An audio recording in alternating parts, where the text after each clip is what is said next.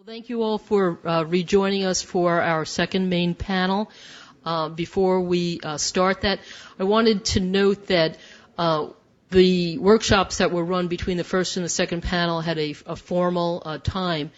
The social digital media people, and I believe Jim Lewis, who did the sales training, which was CEO, 5 Deadly Sins of CEOs in Sales, I believe both those groups will be around at the end of this panel, so that if you missed them because you went to a different panel, those two workshops, maybe not in full length, but those two individuals or groups will be around. So I just wanted to note that. So after we run this panel, they're actually delivering lunch while we're having the panel, and then the expo is open until about 2:45, 3 o'clock for networking. So I'd like to start off, introduce for you James Kocsi, who is the District Director of the U.S. Small Business Association. Thank you, Gene.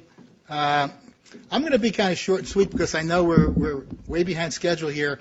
I talked about earlier on a panel how SBA could help small businesses with access to capital, so we're most known for that, and I want to gloss over that and focus in and alert you to two areas that I think may be of value to many small businesses that are in attendance here today. We have programs at the U.S. Small Business Administration to help small companies gain access to federal contract opportunities. It's a huge market.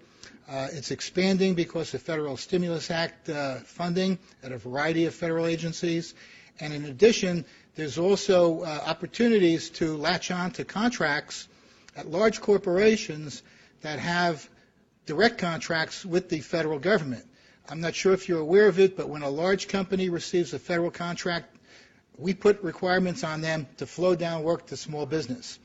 And just to share some numbers with you, and I think this will whet your appetite, last fiscal year, which is the year before Stimulus Act money came in, the federal government spent $378 billion, and 22% of that, or $83 billion, went to small businesses on small business set-asides.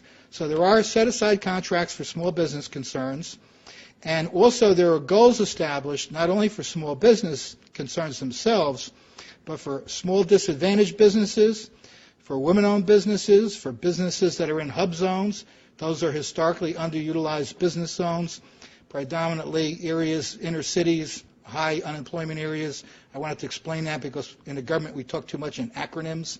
And I'm sure if I threw out hub zone to people, it'd be like, what happened there? What was that all about? And also, we have initiatives to have goals for federal contracts to service disabled veterans.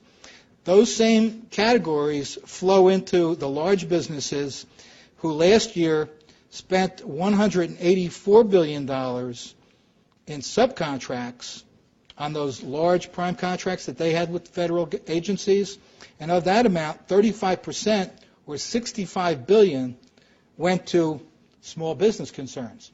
So there's some opportunities there to explore. There are processes to go out and register yourself in getting involved in this marketplace. Stop by and speak to Harry Menta from my organization. He's here today. We have a table. We have information as to how to get involved in that and how to explore those areas. We have people on our staff that are dedicated towards these programs. And we also have a couple of specialized programs to help small businesses that are socially and economically disadvantaged with a specialized government contracting program run by the SBA known as the 8A Business Development Program.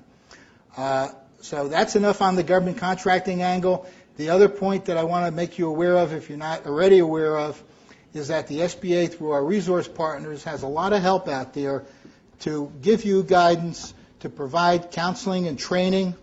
And the counseling is for free. The training is very moderately priced. And we do it through 3 resource partners. We have the Small Business Development Centers. They're headquartered in the Rutgers University School of Management in Newark, but they have 11 centers statewide. We also have 9 chapters of SCORE, Counselors to America's Small Business. These are primarily volunteers that have owned businesses or have been in senior management positions that are now retired, and they have great advice and expertise to share with you. And we also have a Women's Business Center that's focused on the needs of women entrepreneurs, that's located in Chatham, New Jersey. The locations of all of these facilities are in our resource guide.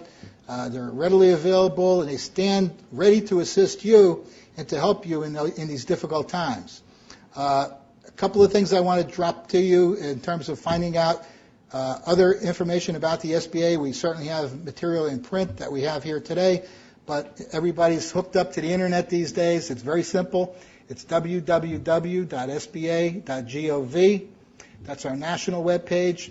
And if you put a /NJ after that, you will get the New Jersey District Office web page, and you'll find more localized content there. But we have people that stand ready to assist you, not only in the area of financial assistance, but in the area of counseling and training, and also in opportunities in federal contracting. So I want to make you aware of that. It's an important part of who we are, and it's an area that many people sometimes don't associate us with. So I want to just thank you for having us here today.